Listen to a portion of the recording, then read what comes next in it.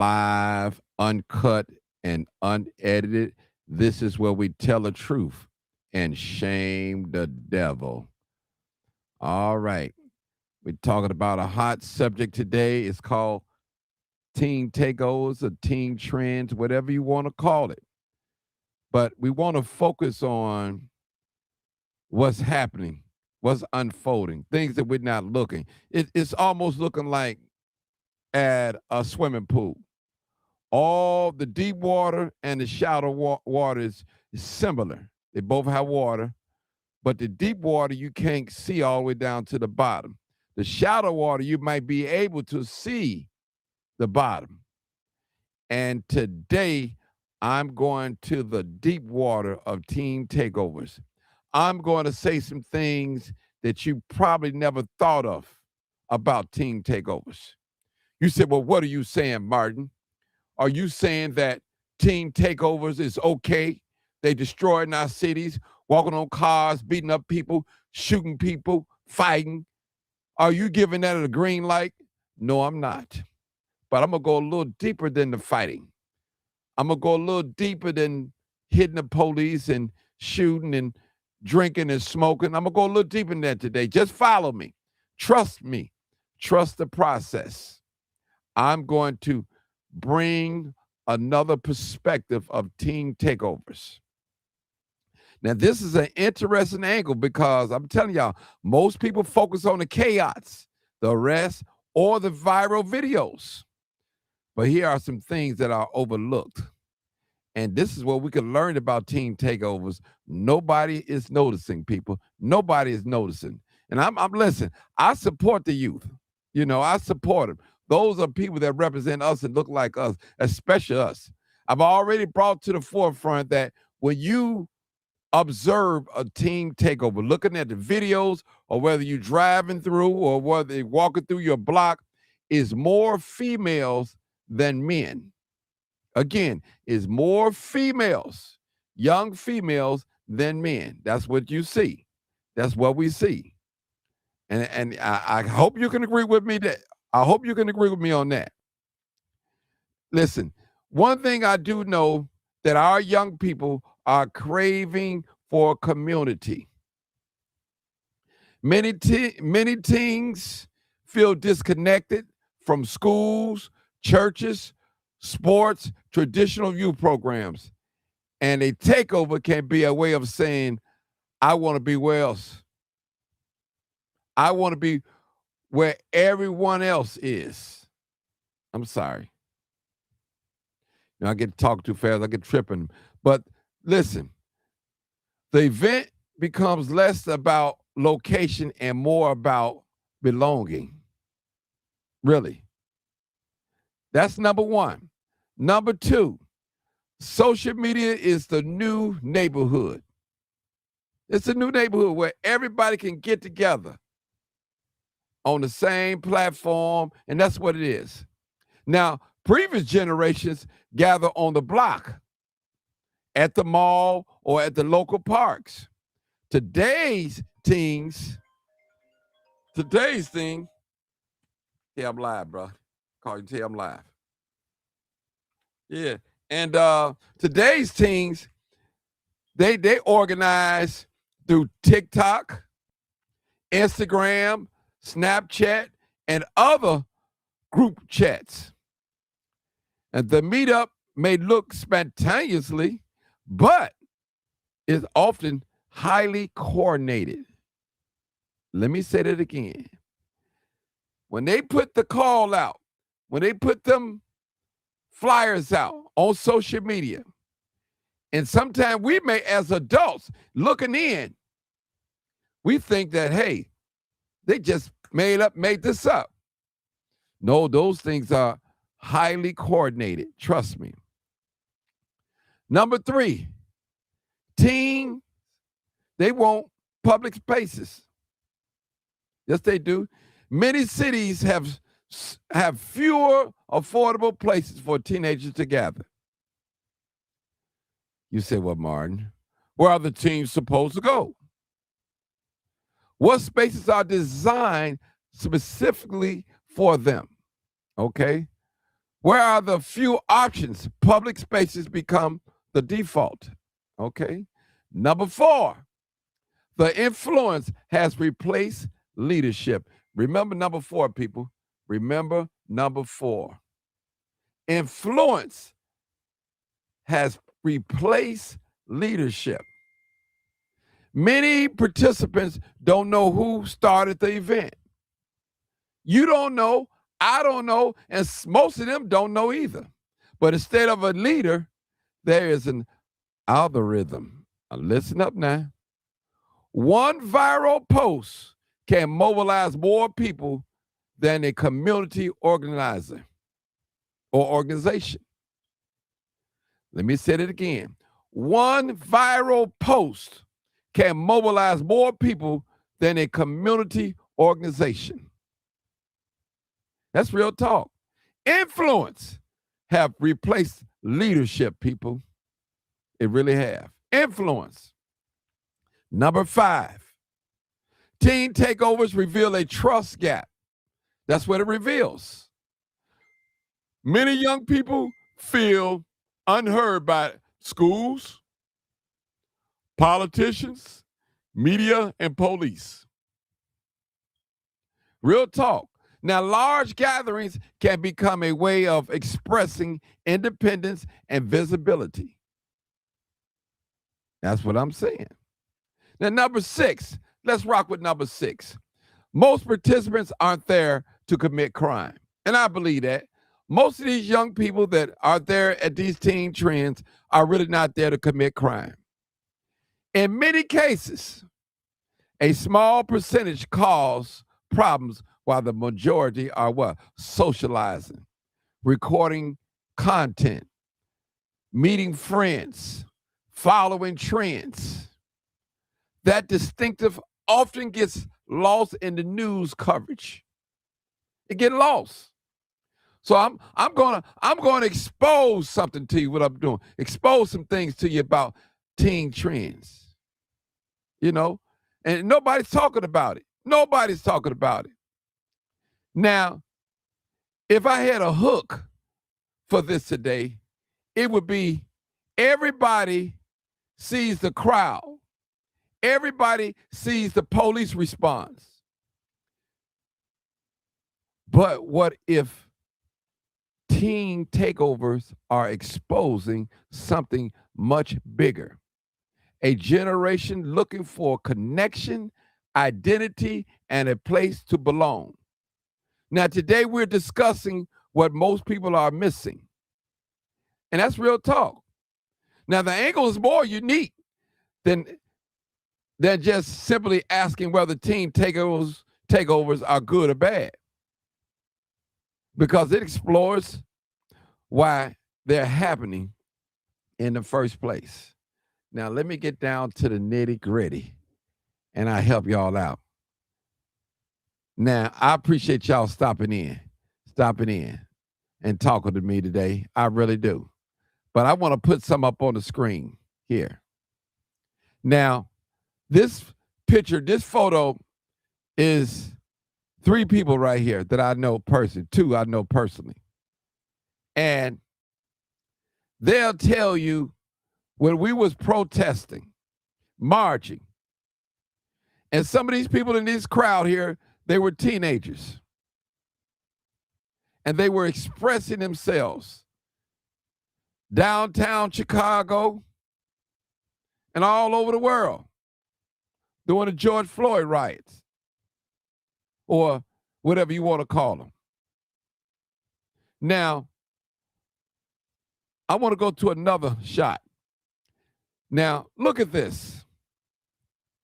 Takeovers, the real story. Black youth, real unity, real voices. Community, culture, and connection. Young, powerful, united. One thing about the young folks, they remind me of the bumblebees. That's what they remind me of. You say, well, Martin, well, what are you talking? What do you mean now? Where you going now, Martin? I listen to you, I follow you, but sometimes you just off a little bit. You just off a little bit. So what I'm talking, one thing about the bumblebees, when you tag one, the whole hive come after you. Now, I'm going to show you how powerful the teen trends are. No one out there, especially adults, can identify who's the leader of the teen trends. Even when you see a teen trend, they may pick off 50, 20, 10, 5, and arrest them, but it never stops the teen trend. So I'm looking at the young folks. I'm saying, man, these young folks, they got something going here that us grown folks can't even get going. Young folks can send out a letter, a poster, and say, hey, we getting together at Grant Park. Bring your own bottle, bring your own water gun, and they coming. United in one. One thing about unity, real unity, good or bad, right or wrong, is powerful. And one thing I learned about this culture, this white society, they don't like unity. Unity, any kind of unity, is a threat to white supremacy, to the white supremacists. Well, what are you trying to say, Martin? I'm saying this. If you stick together and be together, good or bad or right or wrong, it becomes a powerful movement. And this is what we're witnessing all across the country. Our young people becoming a powerful movement right before our eyes. And the white dominant society is upset because they can't dismantle it like they did the Black Lives Matter organization. They dismantled that. You don't even hear nothing about Black Lives Matter too much anymore. You hear about the teen takeovers. See, they trying to get in there. See, this is not like a leader. This is not like an Al Sharpton or Jesse Jackson or Martin Luther King or Malcolm X type of movement. This is a movement where they all bind together. So you can't pick the leader off and the movement die. You know, that's saying that we say, if you chop the head off, the body will die. But you don't know who the head is. They moving like the locusts. They moving in the band. They moving like the fish. They moving in a school of fish. They moving like the animals in a herd, if I may use that term. And I'm not saying in a bad way at all. Wow. Vehicle just rolled over, people. I just got a text about that. But what I'm saying is, look at the unity that the young people have. Now, we know about the chaos. They know how to come together. They organize. They be some of us organized. Some of us that are community organizers. I'm sorry. We can't bring 200 people together. 100. Nobody shows up. These young folks, they know how to organize. They know how to mobilize. They know how to get together. They know how to move. They know how to strategize. They have something that we don't have. We don't have. The police don't even know when they move. The police is sick of it because they overworked. Some of us older folks are sick of it as well. This is live, uncut, unedited, people. This is where we tell the truth and shame the devil. I love being black. Now, name me one person that's a community organizer that can bring thousands of people together at one time. Just through social media. Just putting out one post, one viral post, and it goes on, and young people come together, gather together. And right now, the white people are studying this. The black people are studying this. Like, who's the leader? Who's responsible of this? And I'm digging to myself. And I had one teenager told me it's a lot of gay young people. She called them gay. I think she called them gay organizers. whatever, this guy in this. But we don't know who it is. We don't have a face to who's putting up these flyers, these viral flyers. We don't have a face. All we know is when they put the call out, they coming. Young folks are coming. And they organize. They have gotten so smart, well, they have them on both sides of the towns at the same time. They have it on the west side and the south side at the same time. They're overstretched. The city police officers. There's not enough police officers to contain these young folks. If you got 500 young people on one block and you take 40, 50 of them to jail, they still mobilizing. They're still mobilizing. They're still mobilizing, people. So what that tell you about our young people? They're great planners. They're not the young people of the 60s, nor the 70s, or the 80s, or even the 90s, or even the early 2000s in a sense. They're strategizing. They're mobilizing. Remember, for those of you just came in here, I had like 5 little points, bullet points, that I've talked about the young people. The young people are craving community. Social media is the new neighborhood, number 2. Number 3, teen want public spaces. All right, that's number 4. Influence have replaced leadership. And number 5, teen takeovers reveal a trust gap. Many young people feel unheard by schools, politicians, media, and the police. Listen, people, they know how to get together. Just think about the Million Man March. How much money it took and how much media it took for them to get 1 million men together, the March on Washington. And look at the young people. All they got to do is do a post on social media. And here come the young people running. Thousands of them running. Thousands come together in a short span of time. Real talk. No one can name one leader.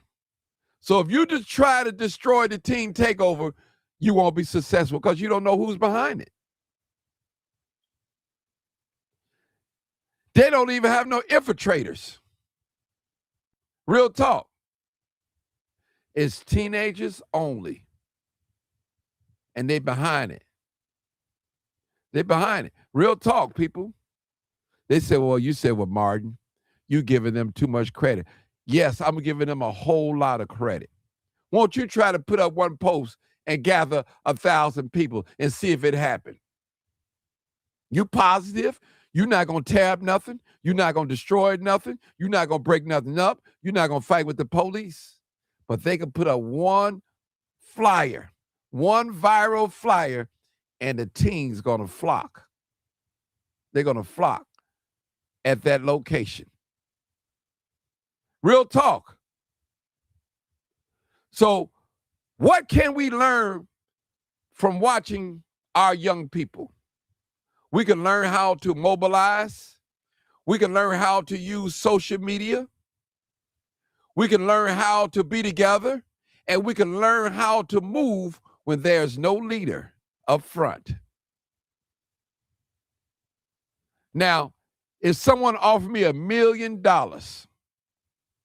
for somebody's name, first and last name, who's putting out these viral flyers of teen takeovers, I couldn't answer it. And I think I'm a pretty good investigator, the crime chaser, Martin G. Johnson, and I couldn't answer it. And a lot of you as well can't answer that either. So you can't gun no one person down. See, back in the 60s, they shot Martin Luther King. They killed him. And the movement, just like it went under, it died. They shot and killed Malcolm X, and the movement just slowed down. But with the teen trend, you don't know who to lock up. You don't know who to arrest. You don't know nothing because they moving as a group strategically. That's the way they moving. Us as adults, we don't know. A leader could be in our own household. We don't know. It's almost like the white man. There's no one white man leading white folks. And see, the young people have outsmarted us older folks. They know how to mobilize and keep their mouth closed. Now, just me talking, I believe that there are different layers of people that's behind these teen trends or takeovers. Now, you may have a son or grandson and say, hey, Mom, it's a flyer surfacing on social media there's going to be a teen takeover downtown today. But guess what? You don't know where that flyer came from and who's behind it. You don't know. Now, this is the question that I want to ask the older people, the protesters. What is the difference between the teen takeovers right now and the protests when you guys was protesting downtown Chicago, downtown Minneapolis? You was smoking weed, you was getting high, committing crime, breaking in ATMs, smashing and grabbing. What's the difference? Now, you got to remember, the teens that you see today that's in the takeover, they was watching us when we was protesting back 6 or 7 years ago hard, during the George Floyd riots, during the Jacob Blake down in Wisconsin, Ferguson. They was watching. They was little bitty children watching us on TV, on social media. So some of us, we got to be careful when we talk about the teen takeover because we was doing the same thing. Robbing ATMs, smashing and grabbing, breaking windows, setting cars on fire, turning cars over, fighting with the police. We was doing the same exact things, the protesters. So who you think the teens got it from? Who they was watching? See, what they have done, they have taken it to another level. They know how to keep it going. The protesters will be mad for about 2 weeks. Then I call it fake pain, and it'd be over with. With the teen takeovers, any opportunity or any advantage that they get, a holiday or a 3-day weekend, as long as the weather is perfect, they out there. Even right now, they're probably scheduling a teen takeover. Even right now as I speak, underground. And we don't know who's behind it. You said, well, Martin, it could be the white folks. It could be the white people. But we know it ain't leadership. We know it's about influence. Somebody said it was the gay promoters that's putting all these flyers out. That's what a young person told me, 17 years old, that was putting these viral flyers out of these teen takeovers. And we see them coming every week. Every week I see some of you guys posting it up, grown people. Guess what? No one have a real strategy on how to stop it. Why? Because we don't know which direction is coming and when it's coming. Now, we can predict, we can have the parents sitting down there waiting on it, and when they see that, they go the other direction. Now, to be real honest, transparent, most of these teen takeovers or trends are mostly black people, melanated people, people that look like me. Mostly females. The white people are so tired of it, they ready to bear arms now against our young people because they don't know how to stop it. They arrest people. They lock them up. They put cases on them, but it's still rolling. It does not stop it, nor does it slow it down from happening. It's happening all across the country in these major cities. And I'm not saying that there's not no other race or ethnicity that's involved in these teen takeovers. I'm not saying that. But just look at it, people. Look how organized they are, people. Now, what if we were organized the way the young people are organized? What if we could mobilize the way the young people are mobilizing here? No one person is in front. No one person is calling all the shots. If it ain't my way, it's the highway, and it ain't gonna work. You see how the young people are moving? They moving together. They moving in unison. That's what they're doing. You can't deny it. You can't deny it. You cannot deny it. Because guess what? Everybody, we see the crowds. Everybody see the police response. But what if the teen takeovers are exposing something much bigger? A generation looking for connection, identity, and a place to belong. Real talk. We're discussing what most people are missing. Now, we know about the shooting. We know about the smoking weed. We know about getting down there fighting. We know about all that. Now, the angle that I'm talking about is unique. It's different. Now, whether the teen takeovers are good or bad,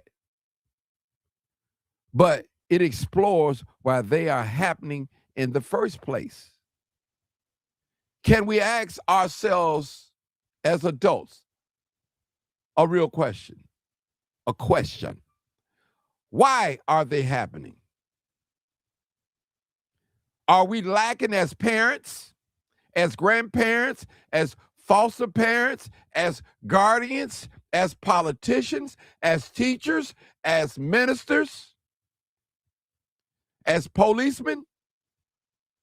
Are we lacking? What is it? What is it? Somebody tell me, people. Somebody answer it. Look at the way some of these young people mobilize, people. They mobilize. I'm just to give you an example. Come on, let's just watch a little video. Let's watch an old video of mine. Y'all get the fuck on. And look at these young people. Now, this was at the Bud Billiken Parade last year. Young people mobilizing. All teenagers. Now, the police right in the midst of them, but they would not be able to stop them. Now look, there's some pushing and shoving.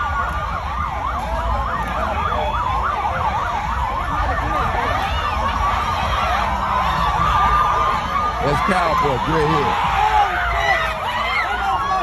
There's pushing and shoving. There's fighting. This is what goes on in these teen trends and takeovers. But the good thing about this video, no one got shot. And I believe in this particular video, there was two different gang factors. Came across one another.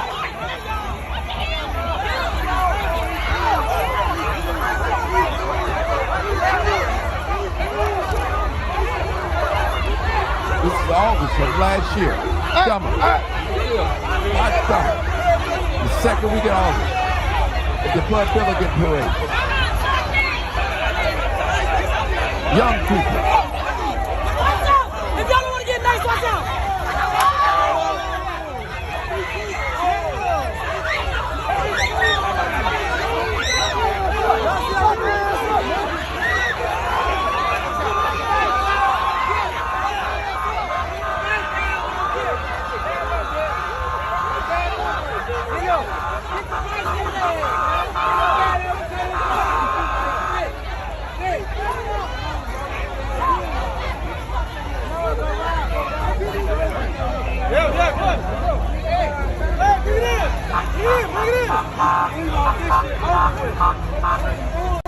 Now, I'm going to hold it right there. I'm going to hold it right there. Now, what can we learn from our young people? They're organized. They know how to move strategically. They know how to plan. And they know how to outsmart the adults and the police. They've shown us. Now, these are young people that we say that their brains are not mature. They don't know what's going on. This is what we say about them. Now, here is, as a grown person, I'm grown, grandfather.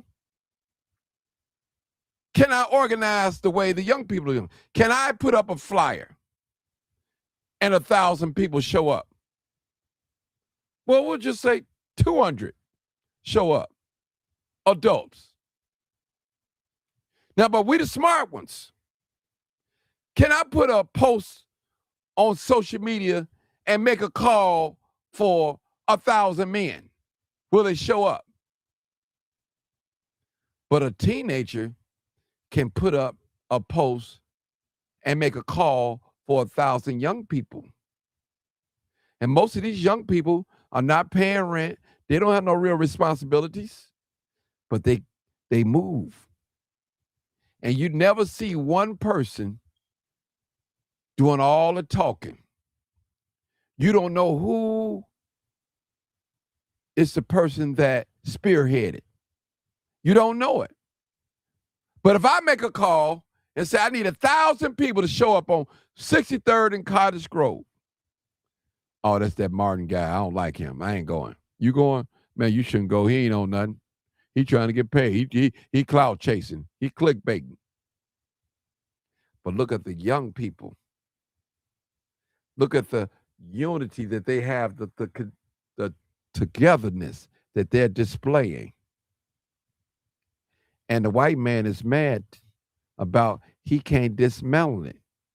He can't infiltrate it. He's mad. Now he wants to take up arms. Now he wants to charge the parents $5,000. Now let me just say this. Some of you have been working a job for a long time. And I almost guarantee some of you, not all of you, most of you, majority of you, can't drop $5,000 if it was to save your life on a fine. What makes you think some of these low income, none having parents, none having job parents be able to pay $5,000 fine? You said, well, Martin, something has to be done. Well, the city belongs to our young people as well. Downtown, north side, the lakefront, the park, all these are public places. Belong to the young people. You can't get mad at the young people when they organize something. When the thugs come and make it out of a fighting, a brawl, or whatever? Should not they meet? Should not they gather? Because they're afraid of the thugs going to come? And they're coming. Young people are one way when their parents are in front of them, and they are a different way when their parents are not around them. I put up a post. Parents, all unsupervised teens will make us shame. So they making us shame more than one way. It make it look like we can't control our children. They showing us that as adults, you guys don't even know how to organize properly. They showing us that they can put out one flyer, one post on social media and they could call 1,000 people. You're an adult. You can't do that because y'all are not together. Young people are showing us the unity that they have, the oneness that they have. That's what they're showing us, people. As an adult, we don't even have that. We find out if this person doing something, I don't rock with this person. If you going, I ain't going to talk to you no more. I'm not going to, Listen, when the young people put a call out there, really all are welcome if you're young. They're not worried about the police right now. Now, the police going to lock up 10, 50, 40 of them. Guess what? There's thousands more. Thousands of more. See, this is how you move strategically without a leader. So I want our people, black people, to see what I'm saying today. Can we move as a band instead of having a leader in front of us and allow these people to shoot them down or gun them down and put fear in our hearts? Now, you know, some of us going to get picked off, even go to jail or die, but it don't stop the movement from rolling, the ball from rolling. That's part of our art of war. So let us take note of these young people. So the next time you see a post of young people getting ready to do a takeover, and if you see a footage or video, watch it, observe it, study it. Like, what makes these young people come together? Is it something that we're doing or not doing?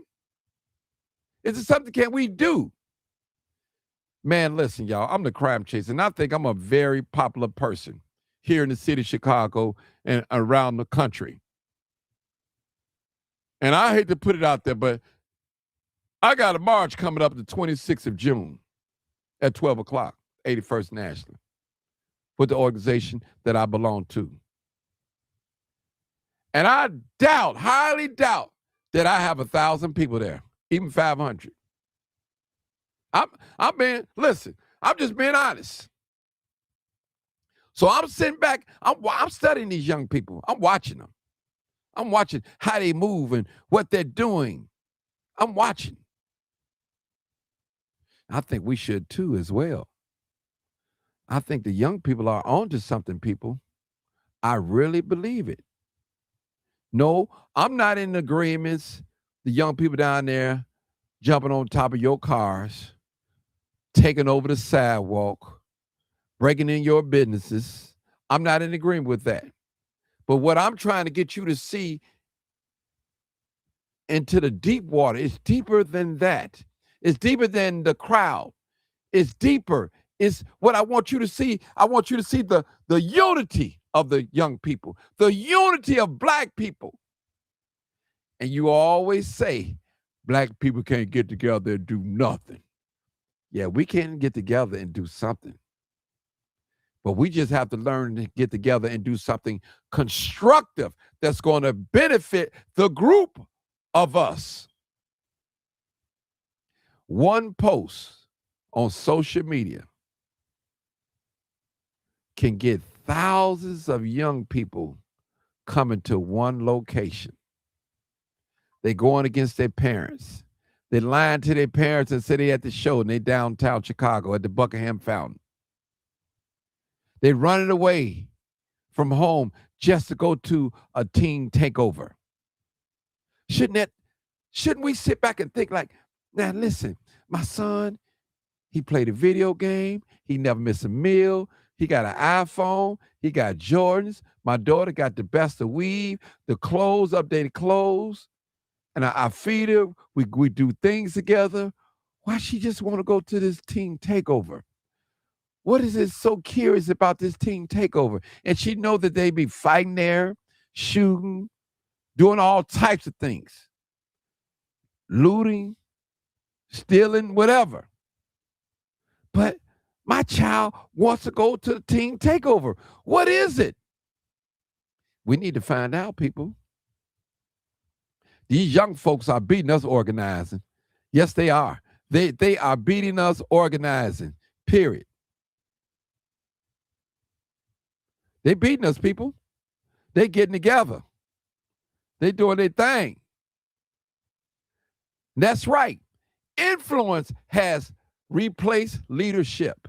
That's all what they're moving on. Influence. Influence. That's right. That's true. That is true. We're going to go over my 5 points, my 5 bullet points, real quick. Young people are craving for community. Many teens feel disconnected from schools, churches, sport, and traditional youth programs. A takeover, a takeover can be a way of saying, I want to be where everyone else is. The event becomes less about location and more about belonging. Number 2, social media is the new neighborhood. Y'all see them young folks in their phone like this. They're at dinner table in their phone, riding in their parents' car in the phone, on the public transportation on the phone.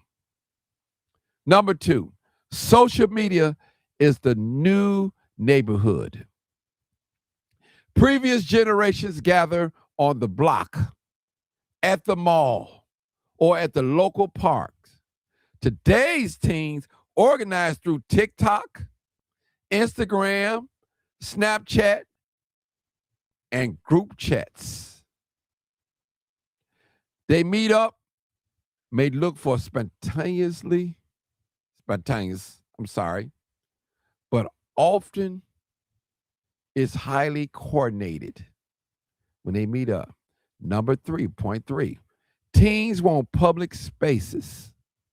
Many cities have fewer affordable places for teenagers to gather. Where the teens supposed to go? What spaces are designed specifically for them? When there are few options, public spaces can become the default. Number 4, I like this one. Influence has replaced leadership. Many participants don't know who started the event. They don't. You don't know. I don't know. Instead of a leader, there is an algorithm. How I pronounce it. One viral post can mobilize more people than a community organizer or organization. Number 5, teen takeovers reveal a trust gap. Many young people feel unheard by schools, politicians, media, police. Large gatherings can become a way of expressing independence and visibility. Number 6, most participants aren't there to commit crimes. In many incidents, a small percentage can cause problems while the majority are what? Socializing, recording content, meeting friends, and following trends. That distinction often gets lost in the news coverage. Real talk. What teen takeovers reveal about American youth that nobody's talking about? Real talk, people. Everybody sees the crowd. I said it once again. Everybody sees the police. Everybody sees the viral videos. But what if teen takeovers are exposing something much bigger? A generation looking for a connection, identity, and a place to belong. And we're discussing most what people are missing.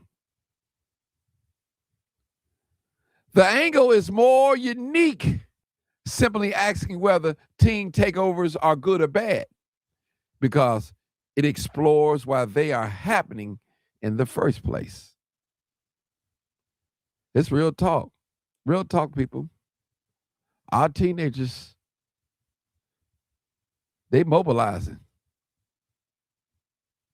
They're mobilizing. Teen takeovers are real. Black youth, black unity, real voices, community, culture, connection. That's what it is.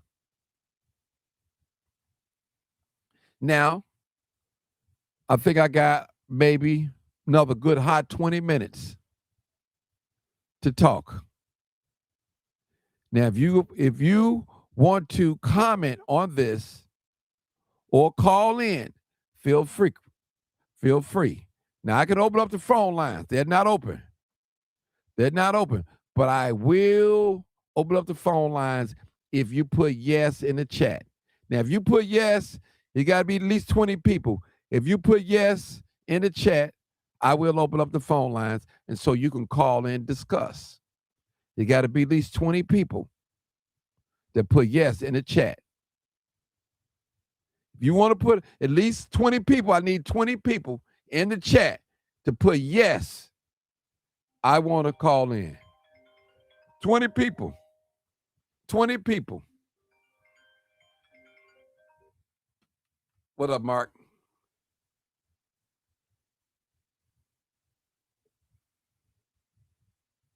Okay. Hey, do you know I'm in the middle of a live, don't you?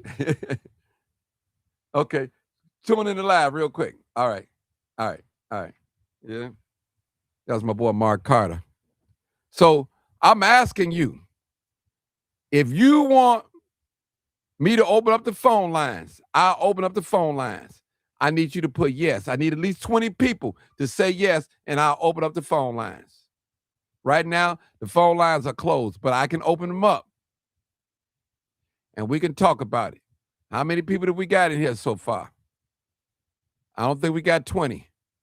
You got to put yes in now. If you want me to open up the phone lines, I will allow you to call in, but I need at least 20 people to say yes. Now, I don't have to have 20 people to call in, but I want 20 people to say yes in the chat if you want me to call, if you want me to open up the phone lines to talk. Now, I want that feedback. I'm not the type of guy that you got to agree with me on every point in order for me to allow you to talk on this program, on this podcast. I'm not that. Anybody that know me that been following me, I'm not that type of person. Because guess what? Martin G. Johnson don't have all the answers. Martin G. Johnson don't know everything. All right. How many we got down there? Somebody give me a number. Somebody give me a count in the chat. Somebody give me a count in the chat. All right. I need y'all to listen. I listen. I need at least 20 people. YouTube, I can count. Don't worry about it. YouTube and Facebook, if you can't see them on Facebook, I can see both parties. So if I get 10 from YouTube and 10 from Facebook, it's on. I'm gonna open up the phone lines where you guys can call in. Now y'all can't tell everything now. But yeah. I'm gonna look. I'm gonna look. I'm gonna look. Thank you guys for y'all donation. I appreciate it. The super chats, I appreciate it. Thank you. Thank you so much, 857. Thank you so much. So if you want me to call in, if you want me to open up the phone lines, people, let's do it. I'm gonna go down. Let me go down the feed and let me see. I'm gonna count how many people to put yes. See, I can see it. Let me see. All right, let's see. Let's see. Let's see. Because see, some people they don't understand what I'm trying to say. But they'll eventually they'll see it. They didn't understand me when I started crime chasing.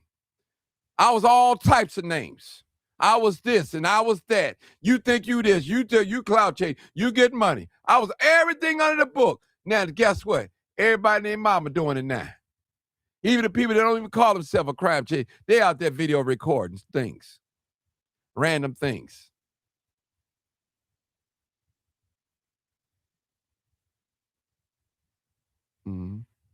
Well, I tell you one thing.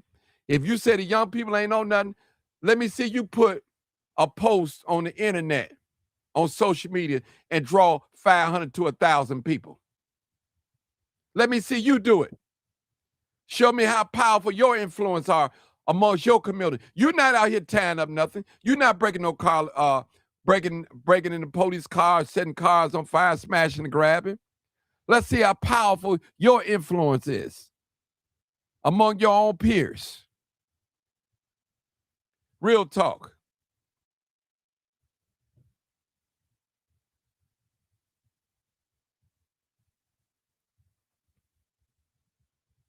All right. Y'all want me to take calls? Y'all got to put yes in the chat. Put yes in the chat. Let me see. I'm counting people. Okay. Yes in the chat. Yes in the chat. Yes in the chat. I need yes in the chat. Okay. We look like we trying to get there because I got the phone lines closed.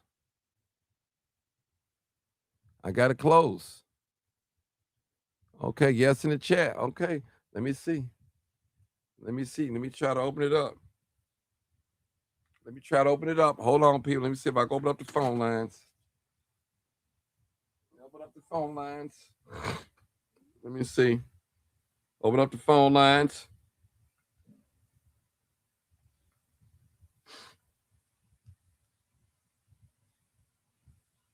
Let me try to open up phone lines. Let me put the Bluetooth on there. Hold on. The Bluetooth connect.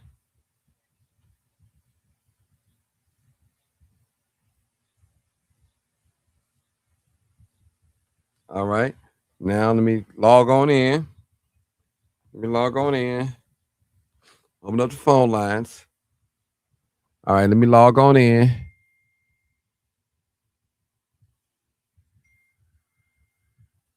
Let me log on in. It didn't connect. That's what I'm talking about. I knew it was gonna do that to me. But hold on, people. Let me try to connect this Bluetooth stuff. Hold on. Let me get my phone line together, and I'll allow you guys to call in. Hold on. I've been having problems with the phone line, but hold on. Let me get the phone line and open up the phone lines. All right. Let's open up the phone lines. Okay. All right. Let me see if I can get us connected. This Bluetooth. I connected it early today. All right. All right. Mm-hmm. All right. The phone lines are open 872-299-0808. All right. Phone lines are open. Trying to get the Bluetooth connect.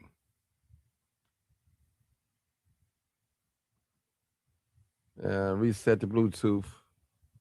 The phone lines are open.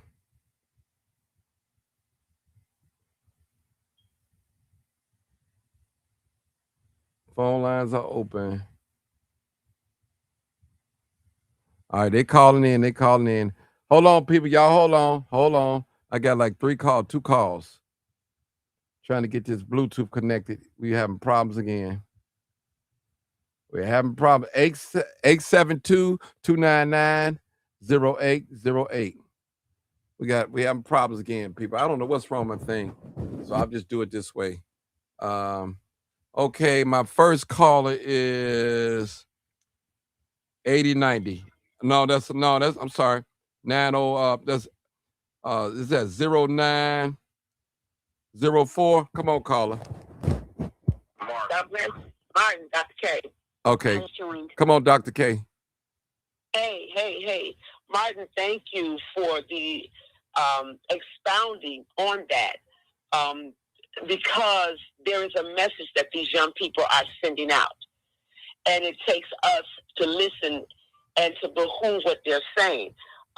Just this Monday, and I'm saying it out loud, one of our leaders is trying to implement a team takeaway. And I guess the goal is just to give them some food and clothes, but it's not about that. It's not about food or clothes. There is a message when you say they're coming together. They're coming together more than what we know. As you said, Mario, you can come to. I'm sorry. No, go ahead. Okay. Dr. Sanders. Go ahead. And so, like you said earlier, that if you come in the neighborhood, and say you need 1,000, only 2 will show up. I'll probably be number 3. In the quarter. But understand that the churches, and I'm saying this to the churches, don't pacify the team takeover. Open up your doors and have a serious meeting, because many of them that grew up in the church are not street acclimated about a lot of things that are going on. Like they said, in the school system, the students are not being heard. And this is their outing to be able to say, and they're not trying to destroy where they live. It's the fact that they need someone to listen. And there are some people that will sit with you and listen, because it takes old to learn what's happening with the new right now. That's right. But still is important. So when it comes to the churches, I'm going to say this. You can do what you choose, you think is for them, but those teams will take that food and clothes and slap you upside your head. That ain't the issue. That's not the issue. They know how to get food and clothes. That's not the issue. The issue is that there's something going on with us. Preach, and Doc. Martin, you said it, as a people. Go ahead, Doc. Preach. I'm in agreement with you. Go ahead. That's not coming together. So they're watching. Why they can't go to church is that it's too much entertainment. They see it on television. If they see us looking like the Grammys, Hollywood, and American Music Awards, why are they coming to church? They don't need to see globe lights in the church. They don't need to see the disco scene in the church. What they need to do is, pastors, you said that God called you, but is your calling an election sure? Or is it just something about what you want because you feel you need to present yourself? The young people are crying loud, and the only way for them to get our attention is to make noise. It kind of reminded the story, the little boy that cried wolf. The boy cried wolf several times. When the wolf finally came and got him, there was not much else to cry. So the thing of it is that they are making a statement. We're not having the problems. There is a cry. And Martin, I appreciate you extending this, because, like I said, this new leader that my jurisdiction is going through, I sent him that text while you were talking, because I need all of them, preachers, bishops, pastors, ministers, whatever you say your name is. You need to be listening to what Martin is saying, because you all are not out there in the streets. You're not out there. You're not putting in the blood, sweat, and the tears when they go downtown, when they go in the Grand Park, when they're going to any other parks. You're not out there. You need to understand where they're coming from. And then they didn't come from your background. Yes, they might not have come from a home that was, everybody was warriors in June Cleaver. Everybody didn't come from Brady Bunch. Everybody didn't come from the Huxtables. These young people come from various different walks of life. And we've got to listen, not hear what the cry is. And to the young people that are involved, listen, reach out to me. I want to know. I'm almost 60 years old. I want to listen to what you have to say, because you are our future. You are a part of our next generation, because we're getting ready to get off the scene. Martin always say we have 100, and we ain't got much time left. That's right. So what we can do to help you is to be able to reinforce it and show you strategically how that can be done. And churches, you are in the community. I'm sorry, Martin, I'm going to get off the phone. Stop having your anniversaries. If you can just have $2,000 or $3,000, $4,000, $5,000 anniversaries, $20,000 anniversaries, and you walk off and go build extra stuff to your house, then you're not doing the house of God a favor. You're not helping the community. Because the Bible says, in all actuality, reach the lost at all costs. Say it. At all costs. I don't have a problem talking to my older woman. She know a lot of stuff she say I don't like, and I tell her, but I ain't falling out with her, because we still need her, whether she listens or not. We as a community must come together. Martin, as you said, us as black folk, we just can't come together. Can't. But Martin, I appreciate thank you. Thank you, Don. Go ahead. When you go to the lake and you showing the house music, where everybody coming together with the house music. Well, that's good. Now let's do more than house music. Thank you. That's it. That's it. Doc, let me go to the next caller.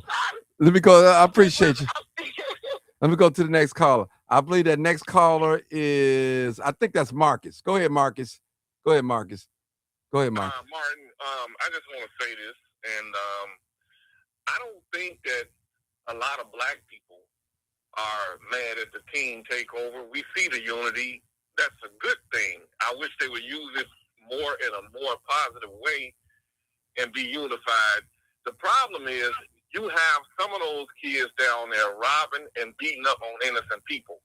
And victims are left with that scar on them forever. Okay. That don't go away. Marcus. I think that most black people don't care about them being down there in unison. Marcus. We understand that there are going to be some fights and people going to beat up, and we understand that. The part what I'm trying to get you guys to see, there's a cry, and we have to find out why. Now, the good thing about these young people, they mobilizing. They're doing something you and I can't do properly. I can't put up a flyer and have 1,000 people show up just like that.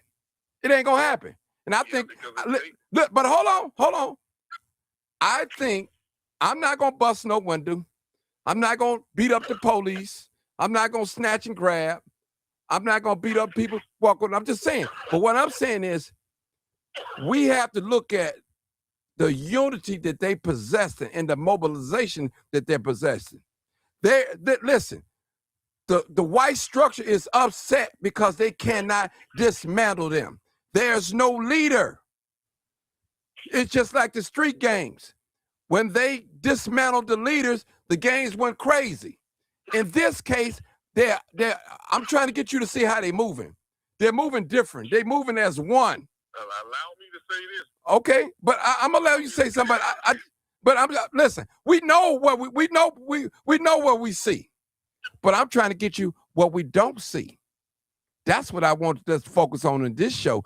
What is it that we don't see? Go ahead. Here's another thing we don't see. I stood out there. We was at 31st Street Beach, and remember them kids was dancing. They was just having a good time. Then the police come over there. That's when they got out of hand. I think the police presence irritates them, and then it brings about that bad behavior. I'm not against them unifying. I'm proud that they're doing this. And I love seeing it. And I know that Whitey don't like to see it and want to break it up because they're afraid, because this is the group that they can't kill off. There is no one leader. You said that earlier. There is no one leader. They're all leaders. And they can't pinpoint a leader to kill them off to break up the unity. That's good. That's great that that's happening. Now, hold it, Marcus. Hold it right there. Hold it, Mark. Why can't we as adults have that same mentality? Well, that's what I'm trying to get y'all to see, Marcus. That's what I'm trying to get you to see. That's all I'm getting you. I'm not condoning bad behavior, but guess what, Marcus? Listen, I want you to look at this screen. I'm finna put up something on the screen, Marcus. I don't know when you came up. I'm finna put something up on the screen. I want you to put something. Look at the screen. Tell me what you see. Look at the screen. Tell me exactly what you see. Let me go to Facebook. Look at the screen. Let me go back to Facebook, and I Keep can the tell you because I'm on your okay. on the phone. Okay, go to Facebook and tell me what you see. Hold up, give me a second. Okay, I'm finna explain something to you. Unity. Okay, you see this picture up there? I put a picture up there. Oh, I see. Okay. I see us. Okay, now guess what? What was the difference between us back then and them right now? What was the difference? Yes. Not much difference. Not much difference. We was fighting the police, not necessarily you. They was smoking, drinking. We were marching. you all were marching against what the police had did. Mainly, this was during the Laquan McDonald Right. protest. But guess what? It wasn't peaceful. I've been down there where they fought the police. I'm telling you, I've been down there and seen it. Now, the young people that you're seeing today, right now, was watching us, Marcus, on the internet 5-6 years ago. Think about that. The same people that's talking about the young people now was practically doing the same thing back 5, 6, 7 years ago, 10 years ago, doing Laquan McDonald. We was blocking off the sidewalk. We was stopping people from going inside Macy's and Marshall Field and all that other stuff. Innocent people. Yeah, we listen. We were stopping traffic. We were shutting down expressways. People coming home. We blocked the train. I don't know if you remember that. We blocked the subway train. Yeah. So what I'm telling you, the same behavior that you see right now, Marcus, we displayed it. When I say we as a whole, back then, 10, 8, 5, 6, 7 years ago, those same people, they was watching us on the internet. They was watching us. Martin, let me ask you this. Yeah. Were the young people, there was young people down there when we were down there marching. Most of the young people. College students, it was young high school students, but were they jumping on people, innocent people? Marcus, yes. I've seen people try to get by and they pull them out of the car, get ready to beat them up. People trying to get home. I've seen that. There were people trying to ram their cars into the crowd. Right. Well, first of all, the streets are for the cars, not for people to block them off. And these young people, they didn't have no permit. They was walking, doing all types of strange routes and all that. You got to have a permit to march. So what I'm saying is, Marcus, I want you to get to see. It's the same behavior. It's the same behavior, bro. It's the same behavior. The young people that's marching and protesting, doing whatever they're doing right now, they were watching us. The same people that's talking about the young people, the team takeover, was some of the same people out here marching that day, doing the same thing. Yep. See, but we don't want to see that. We don't want to recognize that. It's like a parent. Okay, you know your teenager out there having sex. But guess what? When you was a teenager, you was out there having sex too as well. Not say it's right. See? So you forgot that you was 14 and 15 and 16 and 17? You forgot? You forgot as an adult now the way you was talking back to your parents? Now your child doing it to you? Now you upset? We gonna reap what we sow. Them young people, Dr. Sanders, they was watching us out there. The ones that's out there right now, they watched us doing the George Floyd, the Jacob Blake, the Mike Brown. They watched us. And guess what? They're mimicking it right now in a different way.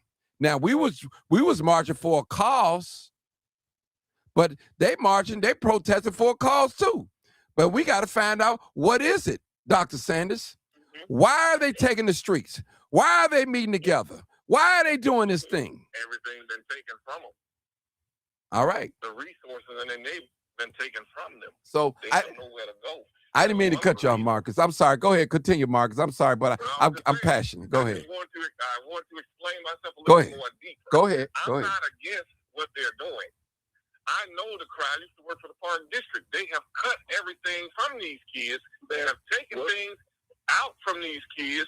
These kids have nothing to do. Now, does it justify their behavior? I'm not justifying their behavior either, but I'm looking at the fact there's nothing in our neighborhoods for these kids to do. Their parents, we talk about their parents have to work 3 and 4 jobs just to keep the gas and the lights on and to keep clothes on their back. And this system has taken everything from these kids, and these kids are acting out of anger, in my opinion.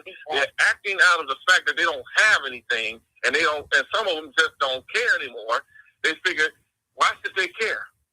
They don't have nothing. Downtown has become the new hangout spot. It's nothing wrong with them being downtown. They deserve to be downtown just like these silly white kids. Nobody talks about these white kids and how they acting. Look at what you see in New York. Tell me what you see in New York. But they want to call black people monkeys. But you see white people tearing up New York over a game. Over a game. That ain't even a real cause. These kids have their own cause. Their cause is, I believe there are no resources. They got to pay for everything. They got to pay to be in the butt parade. Hey, hold it, Marcus. I want to answer Sylvia Stone's question. She said, Martin, the difference is y'all wasn't destroying people's property. These kids destroyed. That's a lie. Marcus, you was down there with me during the George Floyd. We seen the white boys set. Hold on, Marcus. Hey, Mark. Yeah, Marcus. Mark. Yeah.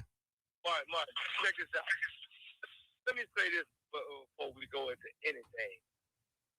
And this to y'all black women, because y'all always got something to say. Get y'all ass out here with the black men since y'all got so much to say about the kids. I've been watching y'all on television saying all this mean stuff about these kids. They learning evil shit from y'all. Y'all mean and evil. That's why the kids mean and evil. They were raised up under y'all. Y'all always got something negative to say. Mm-hmm. Get y'all ass involved and out here with the community. Because y'all raised them. Y'all had them and raised them. Y'all didn't have the daddies around, and now they're going crazy. You want to act like somebody else. They belong to somebody else. They belong to your mean ass. And I mean every word I'm saying out of my mouth. They belong to y'all mean, hateful ass. All that old mean stuff y'all was saying around them, slapping them around. Now you got a Frankenstein, Dr. Frankenstein. So don't come on here talking about something wrong with the kids if you ain't gonna talk about what's wrong with y'all. And I'm specifically talking to y'all women right now. I'm gonna get to the coward ass men later. But y'all mean ass women, all frowned up every day, all day. Get y'all ass out here and get involved. Ain't nobody gonna do it for y'all. And when something happened to one of y'all, don't be talking about you a woman and you know what I'm saying. You was a woman when you was doing all that mean evil stuff you was doing. I've been watching y'all on TV talking against these kids. Where they learning from? They learning from you. They learning from us. So if something wrong with them, there's something wrong with us. If they crazy, that means we crazy. And I'm talking to our generation now, Martin. Mm-hmm. Those of us that are under 60 years old. Our parents, they older now. But when I see women our age and men our age talking about these children, I'm glad these children are embarrassing them. I'm so glad that they're embarrassing them because they think they can just get up and go to work and don't put no work in the community, and they go to church line every Sunday morning like everything is all right. I'm glad these kids embarrassing y'all ass. As a matter of fact, hey, you ain't saying nothing. Let me get out there with them. Because I'm the one that organized the march on Michigan Avenue for Laquan McDonald. I'll show them really how to clown. I'll show them really how to embarrass y'all ass. And to the politicians, and to all the politicians, if y'all don't show the people where the money is, we're going to overthrow y'all ass.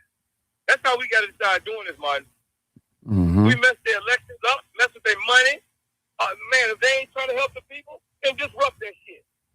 Disrupt it. Y'all want peace while the children starving. You old city working niggas, you old government working niggas. I'm glad they fired a bunch of y'all from government. Because y'all in there wasn't helping poor people. And now they fired y'all ass. Y'all want everybody to cry for y'all Black Creek ass. You Masons of Easter Stars. Y'all in there. Y'all the school teachers that's selling the children. Treat them like trash. When their families go to the aid office, y'all, I know exactly what y'all doing because I'm in those circles. And I know how mean and evil you are. And you want to talk for your window. You can't talk for your window now. Oh, you going to get your ass out here on the forefront. Hello? Or whatever happens, Hold on. It's your fault. Go ahead, Mark. Man, they want to sit behind their window and talk stuff. We ain't going to let this happen in our generational time. Our parents let all that kind of stuff happen. We're going to do this different. Y'all going to get y'all ass involved or whatever happens. Don't call on the men and women that get out here and put work in. Because, see, that's the men and women that get out here and put work in. But all them do-nothing Negroes, the days are long gone where you uppity niggas, y'all treat the people like shit when y'all working for them aid officers.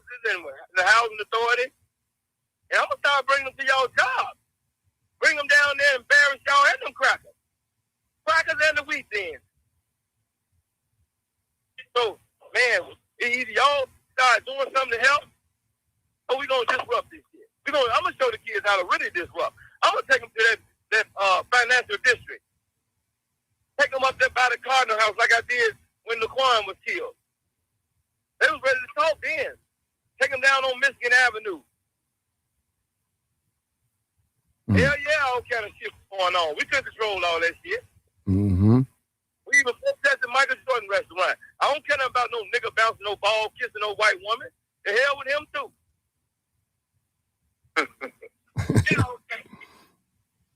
Mm-hmm. Okay. Okay, Marcus, and I got to go to Bill next. Go ahead, Marcus. Finish up. Well, basically, I'm just saying this. The resources have been taken out, and to piggyback on what Mark Carter said, yeah, some of these black people that work in these city government offices don't know how to talk to these kids or their parents, and these kids have seen it, and they angry as hell, and they have every right to be angry as hell. And maybe their way of protesting is different from our way of protesting. We got to accept it. Protesting is protesting. I'll leave it at that. Thank you. Thank you. Go ahead, Brother Bill. Thank you for holding, Bill. Thank you for your patience. Hey, everybody. Hey. What I'm getting out of this show, and I think is pertinent, take all the negativity out that comes from the team takeovers, and look at how they can mobilize. Mm-hmm. We as grown people should be able to do the same thing. Now, they're able to mobilize because they don't have responsibilities and jobs and all this other stuff. So at the drop of a hat, they can unite where they want to for the most part. But please believe whoever's behind it still using some strategy. Us as adults need to use strategies. And I'm going to say this, Martin, and nothing against your protest, and if I could be there, I would. So, with me saying that, when you trying to mobilize and get the most effectiveness in the most people, you got to use strategy. Whether you and a team or whoever it is that's trying to mobilize, you got to use strategy where you're going to get the most bang for your buck and the most people to be there. Because we have a purpose and we have a time right now to mobilize. They not concerning what you mentioned about the hate aid that we expose as grown people. Oh no, he this he voted for so and so. We gotta put our black face and our black pride first before any sorority, fraternity, political party, and not make it about any other race to come along with us or to stand up for us. Whatever it takes, we can learn from what they doing. Mm-hmm. We can learn, and we got to stand up as foundational black people and put everything aside. And we don't have to be violent, but we got to let it be known we ain't standing to be violated. I agree with you and Mark and any black man that say, if you put your hands on me, don't be expected to get a response. That's the kind of brothers we need out there. I don't care about no religion. Whether you can't put that you a Muslim before putting the fact that you black. You can't put the fact that you Catholic or Baptist or I'm non-violent before you put being black. And that's where our unity comes in. Hey, along with their fraternities and sororities. Along with their fraternities and sororities. I signed it. Y'all stop letting them. Man, they ain't special. Don't put them up on no pedestal. Ain't no program bigger than me and mine.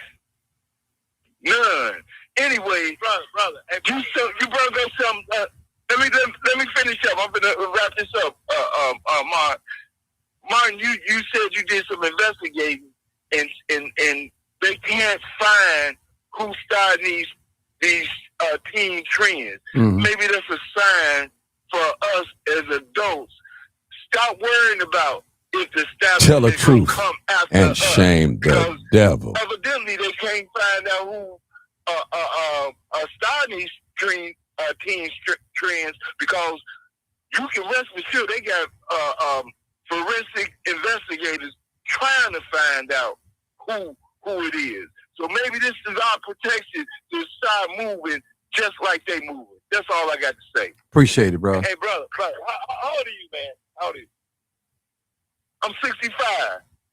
65, right? I mean, you just going into that real like senior stage. But I'm really talking to those of us that are under 60, really under 55, to be truthful.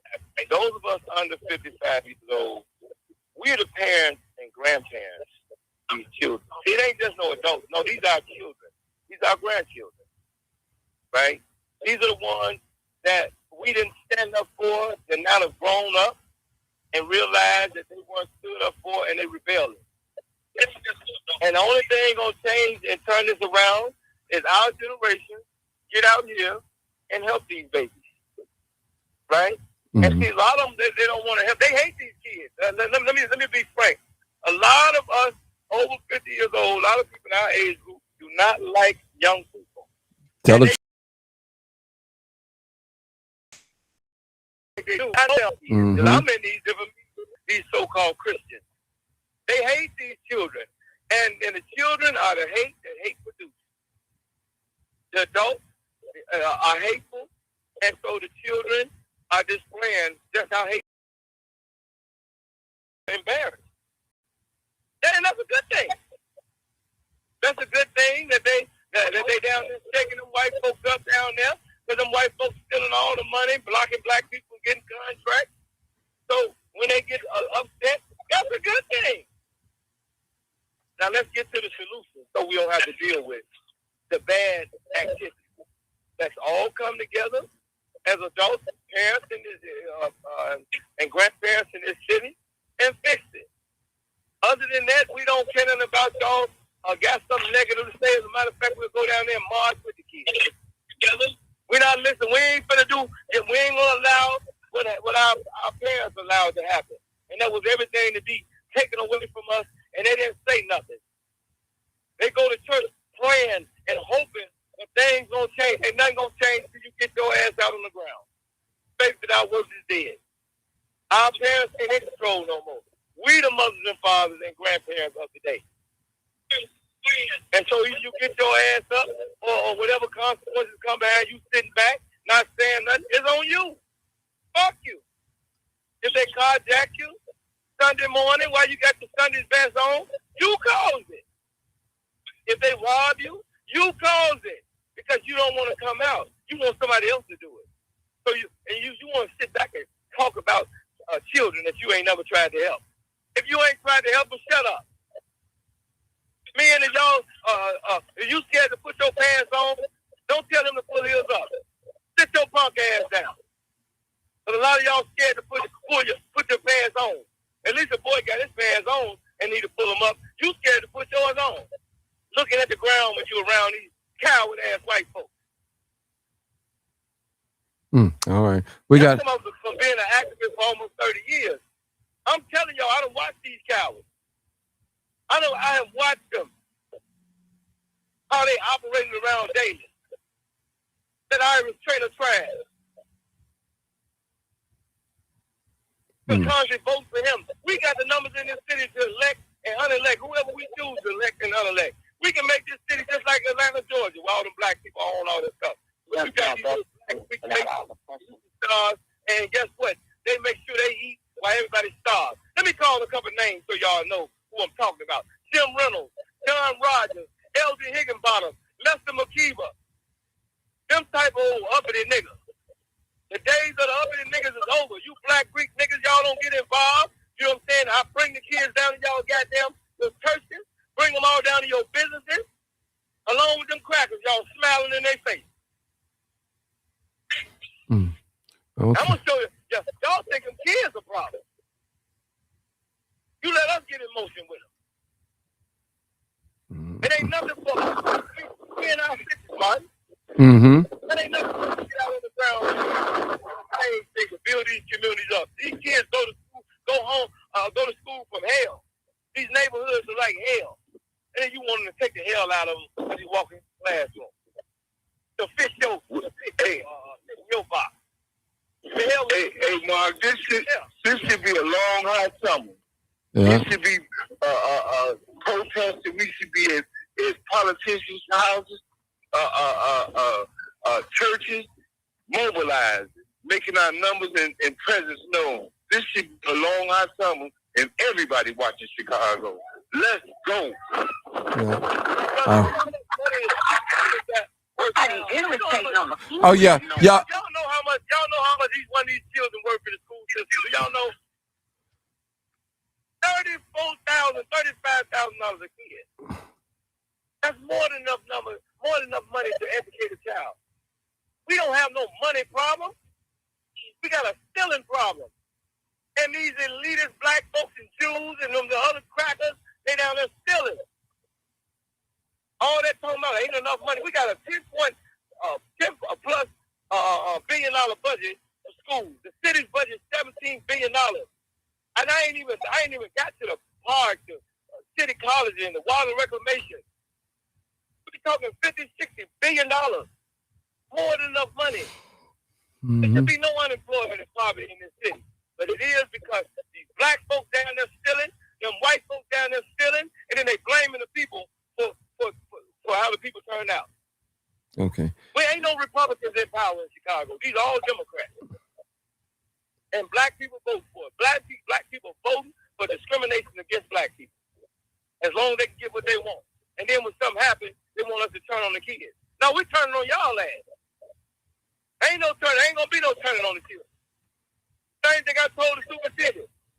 He don't like black people either. Fuck him. Put his uppity ass. So Martin, we have to get out here and give these children a better future. You do. Man, come on, man. Yeah. Hey, Mark, let me take this other caller real quick. Come on, 900. Hey, Martin. Hey, how are you? I'm good. So I had never heard that point before that you made, that a lot of them, I think what it really is, the root of it, is they looking for community. And that never really crossed my mind. But I think you're right. I think that is what they're mostly looking for. Because when I was growing up, people on the block, they had block parties several times a year. And they still do have block parties, but I don't think they're as frequent. But we had block parties several times a year, especially in the summer. And people in the community were just more, knit together. People would have barbecues in their backyard in the summer. And, people would come over, people were out playing spades and dancing. And, it was different. And, we played outside, too. That was what we did in the summer. We didn't really have no recreational places to go because we never did anything like that. We just played outside. We had our bikes. And, as teenagers, we went to the mall and, with stuff like that. But, I think that's probably what they're looking for. What they're needing is just community. And my thing is, look, if there's no community resources, whether they just don't exist or they're being closed down, y'all need to investigate why they're being closed down. Is it a lack of funding? Is it a lack of participation?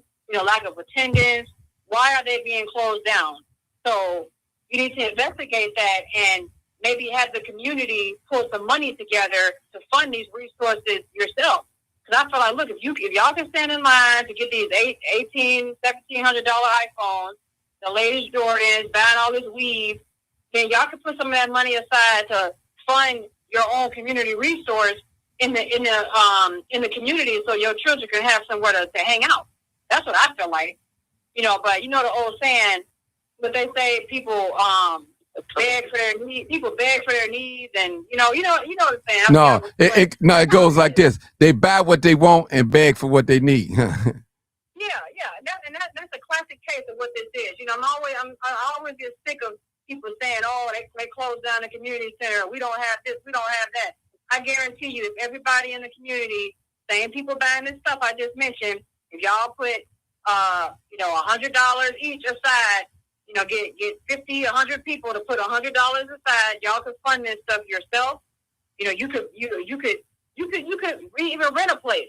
There's ways to do this, but it's what I said. Exactly what you just said. People beg for their needs.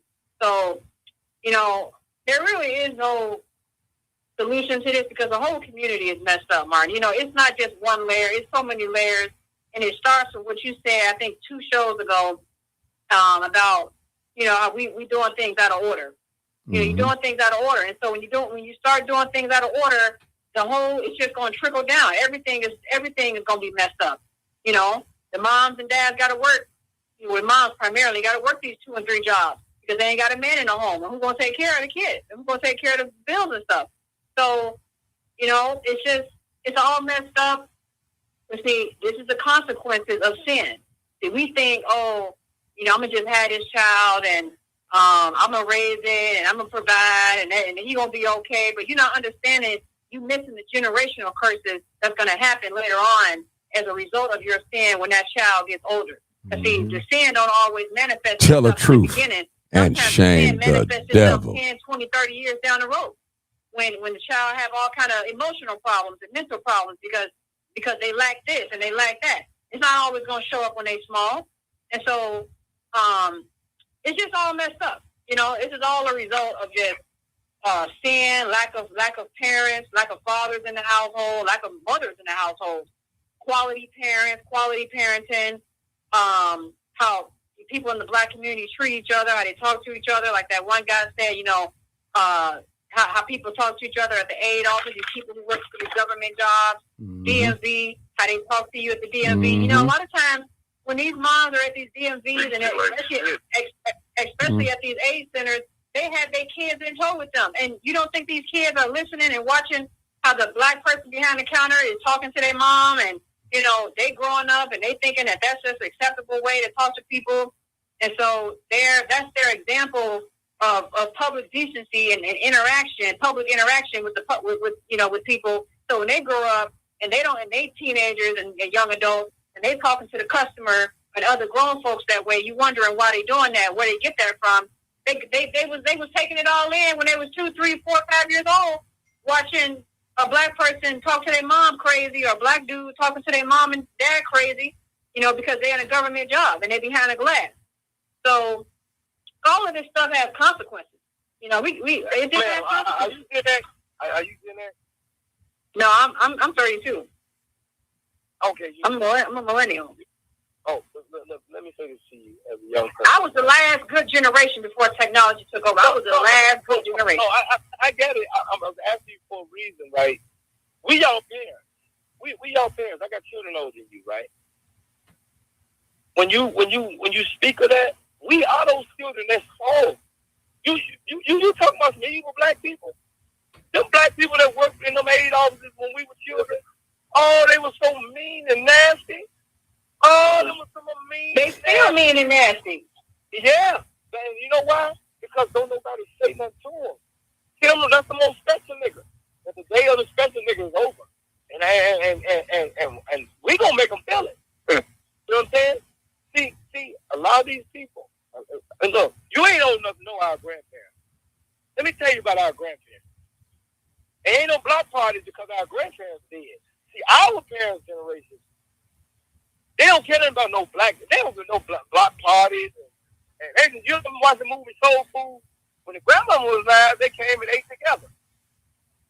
So once the grandmama died, that next generation that was supposed to keep the tradition going, they don't want to do with that. Well, look, we got to step up. Us aunties, us people, my generation, we got to step up.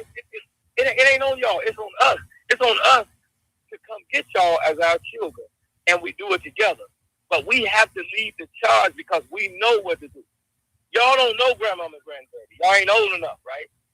And so everything that our grandparents told us to do, our parents' generation was when grandmama and granddaddy weren't looking, they was doing everything other than what grandmama and granddaddy told us. And that's how we ended up in this predicament right now. And they don't want to be honest. They don't want to be honest. But they know what to do though. Now don't think that they don't know what to do. They ain't bunch of old lying ass niggas. You know what I'm saying? They know what to do. They know exactly what to do. And so what we gonna do, y'all, is that we, those of us that are in our 50s, they got children that are in their 30s, and then we got children, grandchildren that are in their teens. We're pulling it together. And any of these special Negroes that get in the way, man, I want the kids to protest them, and we're going to help them protest them. Don't y'all allow none of this stuff that our parents let go on. Anything goes. No, we going back to what grandmother and granddaddy told us. And any of those special niggas get in the way, we protesting their ass. We going to get it. Well, I want to finish. I want to go back to what I want to finish what I was saying. You know, it's what you said, Martin, a couple of shows ago. You know how we're doing things out of order, and I think that was your most powerful show. Yeah, I was like, see, Martin, he get it, he understands.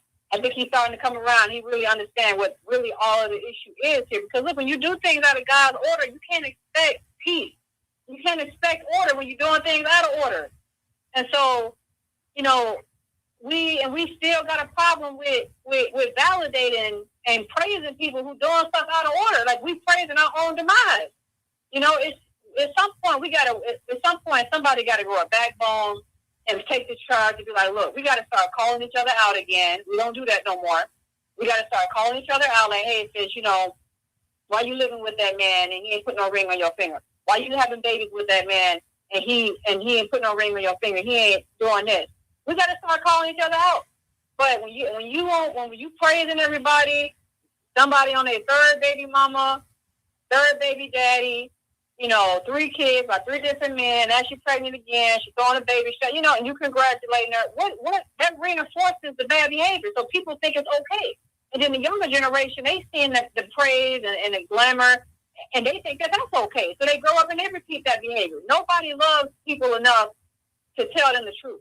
True, if you love somebody, you're going to tell them the truth. I'm glad my mom loved me enough to tell me the truth and say, look, don't make the same mistake that I did. This is how you do it. Because that's how you make it. That's how you change. That's how you break generational curses. That's really how you do it. But when you just affirming everything, oh, don't tell my kid nothing, and who are you to judge, and all this stuff, and then, you know, a lot of people, they end up wondering later in life, oh, why didn't nobody tell me this? I wish somebody would have told me. People did try to tell you, but you said they was judging. So, you know, we got to look in the mirror, and we got to do some reflection, and we really got to come back to how things used to be done, and just start doing things God's way, and then our lives will be better. Our children's lives will be better. The community will be better. With them upper crust. Don't start with the people at the bottom. We know about the joy in the behind and the baby mamas. No. Hey, little sister, them social engineers worse than any dope dealer, gang banger, baby mama.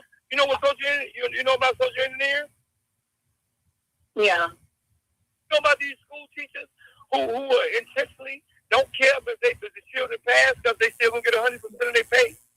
They don't want nobody to say nothing about them because they school teachers. Well, we can't put this all in the school teachers because this is an administrative problem. A lot of the teachers are complaining. A lot of the teachers are complaining. Wait, let me finish what I'm saying because I do a lot of research on this. A lot of the teachers are complaining because of the new policies and administration that have come down on them. It's not always on the teachers. Look, you are your child's first teacher. You know, a lot of these parents, a lot of these parents today, drop their kids off at school. We ain't gonna talk about the poor people without talking about them upper class niggas. Them upper niggas, they created these monsters. Okay, well look, they did too, but right now, hey, ma'am, I'm telling you now, because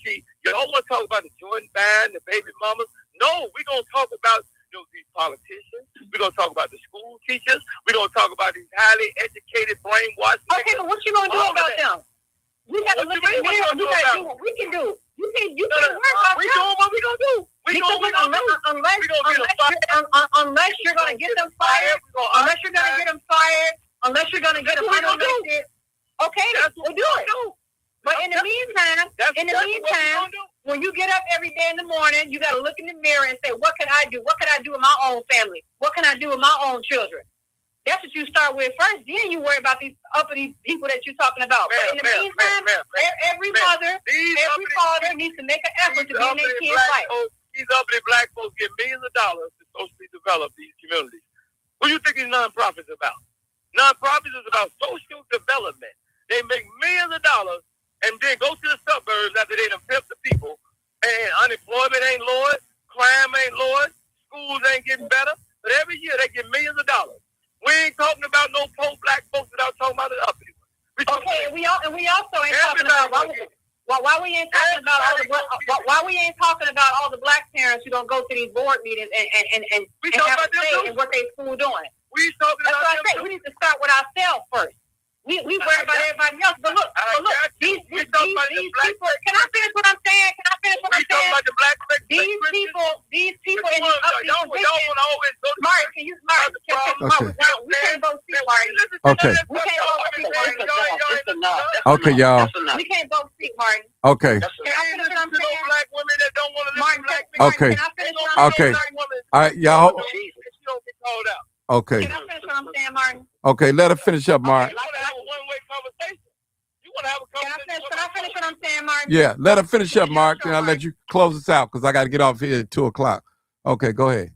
Okay, like I was finished saying. Look, you can unelect these people. You can go after them. You can go after the big fish. Like I'm saying, if the parents was involved, like these white parents are, and what's happening in their community and in their schools, these uppity black folks wouldn't have an opportunity to get over. But because they know that y'all not involved, they take advantage of that. Yes, you got some black people who take advantage of other black people, of your ignorance, because they're getting paid with your money. Absolutely. Is it right? No, it's not. But this is what I'm saying. Every day, you got to take an effort. You got to start with yourself first. Every black mother, every black father needs to make an effort and be like, look, I'm going to be at every board meeting. I'm going to be at every school meeting. I want to know what's going on. I want to know where the funds are going. I want to know what's happening. I want to know what's being developed. I want to know all this. White parents organize and they organize like that. Trust and believe, they know where their tax dollars going. They know where their money goes. They have a say. They show up at these board meetings, on these Zooms. They at the schools. They're not gonna let these folks railroad them. So that's what I'm saying. Y'all talking about these uppity Negroes. Well, look, if y'all was doing what y'all was supposed to do, if y'all was involved, they wouldn't have an incentive to railroad over you. So how about that? So to they don't want to miseducated to their mamas too. Who do you think miseducated the parents? Well, like I said. Well, I said what I said. Can you talk about both sides? Because I'm going to talk about both sides. It ain't no one I rest my case. Hey, ma'am, watch this right here. Our generation in power now. It ain't no motherfucking black women going to be talking and they don't get no pushback. Now, we want to get along with each other and we work together. Ain't going to be no black feminists telling no black men, but we ain't going for none of that. Our daddy's going to count. I'm not a feminist. I'm not a feminist. Ma'am, I didn't say you were. I'm saying to you, in order for us to get this together, black men and women are going to have to work together. The black family got to come back together. I just told you, you ain't old enough to know our grandparents. We didn't have this type of disorder when our grandparents were on the scene, strong and alive. Our parents started this insanity. It's all about me. I'm getting mad. And then our generation passed it down to y'all. Yeah, the baby boomers. Man, it's got to be order. We ain't talking about no poor black people, no baby mamas, without talking about these black Greek niggas. Them black Greek niggas get the money every year in these neighborhoods and stealing, and they go out to Olympia Fields and Country Club Hills while they getting the money. And we ain't gonna talk about the poor black baby mama, and they talking about the uppity ass ski-wee man. We don't care nothing about none of that. Either they get their ass online, the men and women get online, or they gonna be disrespected. And man, we don't care nothing about none of that stuff. We don't believe in no political correctness, All that trying to fit into them Jews, but fuck them Jews. We don't care nothing about the fuck Barack Obama faggot ass too. We don't care about none of that shit. Mark, don't get me kicked off, man. Don't get me kicked off, man. Yeah, don't get his show kicked off. Michelle Obama was the one. Michelle Obama was the one with the Urban Health Initiative that didn't want them poor black people in the hospital. See her and Valerie Jarrett and that Jew bastard. Oh yeah, I heard about her. You know what I'm saying? They the ones that came up with the Urban Health Initiative. When them black people was dying on the south side because they didn't want them to come to the University of Chicago Hospital. Ain't no nigga special no more. Nobody. The only special people are the ones that get out here and take care of people. You ain't gonna hide behind the church. None of that shit no more. Well, like I'm gonna still say at the end of the day, like Michael Jackson said, start with the man in the mirror. And that's it. That's all you can do. And that's what we try to tell them. Since they so highly educated and sophisticated, start with themselves. All that stealing they be doing. They make sure like I said, if black folks were educated, they wouldn't have an opportunity to steal. But see, we so caught up in the nonsense and all this other stuff, we ain't thinking about this stuff. You trying to make an excuse? No, I'm not making an excuse. I'm telling facts. I'm speaking. No, you making an excuse for them. We caught up in the nonsense, and in the meantime, we got to make an excuse for them spending money out your pocket. That's what's going on. But we don't whoop on their ass. I'm not making an excuse. I already said it's wrong. But that don't mean that it's not gonna happen. That's all. Oh, something happened. Oh, we done got a whole bunch of How can they properly be educated when the textbooks are worn out in the schools and the schools are about it correctly? This is 2026. You got the internet. There ain't no excuse nowadays. It's the internet. You got the internet. Y'all can be on Facebook, TikTok all day. People like you complain about the internet. So what's the difference? It's all type of crap. That's all I hear. Yeah. The internet's job to educate somebody. It's the same job. Watch this. Go to the library. Watch this. Watch this. The school teachers been lying all the time like they couldn't challenge the curriculum. You see the Mexicans challenge their curriculum, right? They never wanted to challenge no curriculum. They wanted to get 100% of their pay for 30% passing. They don't care. They don't live in the neighborhood. And anytime they do something wrong, they've always had on our parents' generation the people to come stand in for them. We ain't going for that shit. And we're not against it. We're not against it. As long as you're about coming together. Okay, now when you talk about CPS, when you talk about CPS, let me enlighten this lady. Let me say this about CPS, okay? I retired from CPS. So let me go on the inside where nobody that I don't see on here is there. There's a lot of crap that's going on with CPS. And it comes from the administration. Let it go on. It's the administration that allows stuff to happen. Now let me tell you about CPS. I was in 2 positions there. I left. I can talk about that. I done seen the craziness that a lot of good teachers have gone through that literally would question administration. But those of you all don't know nothing about, because those are the ones who are always on silent. And for the record, let me set this straight. My children, who are now grown and in their 40s, they went to After School Matters during the summertime. They got paid $700 to $800 a year. They have more programs that are out there where you can learn how to be tech savvy, where you can even do sports. I've seen it. I applied for it. It's there, and Chicago won. It takes the parents to educate themselves and ask questions. Exactly, because they're there. Teach the parents how to do it. Exactly. And that's all they have to do. I did it. I did it. Hold it. Let me.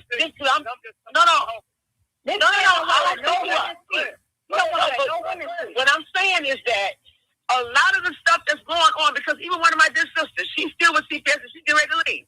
Why? Because we have a black principal, that's a man, that has an issue with conversation. He will stick his own people in on other teachers to snitch. Oh, this is real talk. This is real. You want to go down to it, let's do it. You have a lot of principals. I challenge the principal.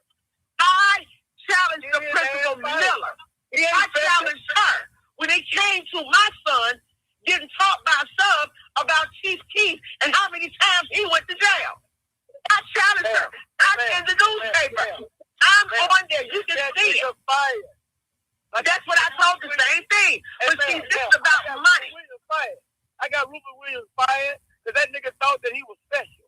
And to this day, every time he see me, he say, man, you got me fired. I said, nigga, what the fuck you thought I was supposed to do? You think you special? Nigga, you ain't nobody to me. I don't care nothing about who you think you is. The CPS is a political system worse than what it was in daily time. So the whole thing about it is that when you talk about there's no resources, yeah, they are. You can go and play basketball throughout the whole program, not just they got some money. They got a $10.8 billion budget that you that grant. They're operating off them grant. Jews down there stealing. Them white folks, them Jews, and them niggas down there stealing. Okay? I'm telling you, I went to jail for these people. When David was Renaissance 2010, I was down in the board meeting. I'm down there fighting with the security, physically fight. I used to be down there clowning so goddamn bad, they bring the police in when I come to the meeting. When I come in the building, they follow me upstairs. So I ain't just somebody just talking. I'm telling you what I know. I understand what you're saying. Back room. If y'all look up the video selling out the community on YouTube, that's me busting in the back room on Michael Scott, Ernie Duncan with his racist ass.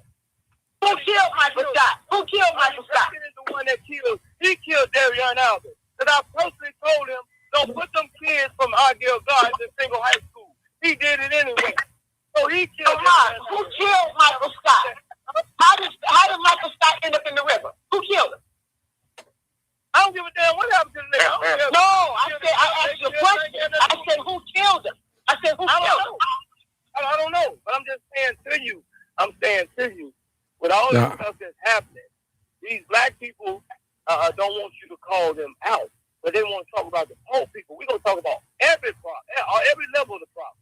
Ain't going to be have no conversations about poor people, and we ain't talking about these social engineer niggas. Them black Greek stepping ass ski-wheel niggas, them niggas that been in control. The people in the hood weren't in power. It was them ski-wheel niggas and them barking niggas. Them niggas been the politicians. They the tax. They the police. You know what I'm saying? All them been in position. They the ones that mess these neighborhoods up. Taking the money. All right, let Mark go. All right, y'all. It's 2:00, Mark. I got to go to work, man. I got to be there at 3. So what happened again then? Because I know they don't be want to hear this kind I of know. They want to talk about poor people in Georgia and shit. maybe tomorrow. I think because I'm off late tonight. I ain't gonna be able to do it tonight. But man, I appreciate all of y'all guys' comments and all that, and thank y'all for listening to me. Again, people, at the main core of this podcast, it was unity, to show how the young people mobilize in one band. No leader, just they band together. So if 2 or 3 of them get picked off, the ball still keep rolling. So maybe we need to take a lesson from these young people and how to mobilize correctly. But hey, Martin, Yeah. say one last thing. These ain't just the little kids from the hood that's out there doing the takeovers. My friend called me because the police whipped her daughter over there by the village, right? Her daughter is college student. They go out there to mingle with each other. And these mean, over 50-year-old black people don't want them to do nothing. They got something negative to say. That's why them white police officers treat our children, because them mean-ass black women and black men think they special be saying evil stuff about these babies. And so the police figure, if they pay them, they're going to slap them around. You know what I'm saying? And they don't nobody want to address real stuff. They don't want to talk about the real stuff. They want to have conversations where they can talk about poor people or children. No, we ain't doing that. And I know you niggas don't like me. I don't like y'all motherfucking ass. Anybody don't like me because I'm saying, nigga, fuck you. I don't like you. You ain't special to me. None of them. Yeah, y'all, I got to go. Okay. I appreciate y'all so much. I got to get out of here, y'all. Y'all already know what it is. It's live, uncut, unedited. And I appreciate everybody came in to for their comment. But I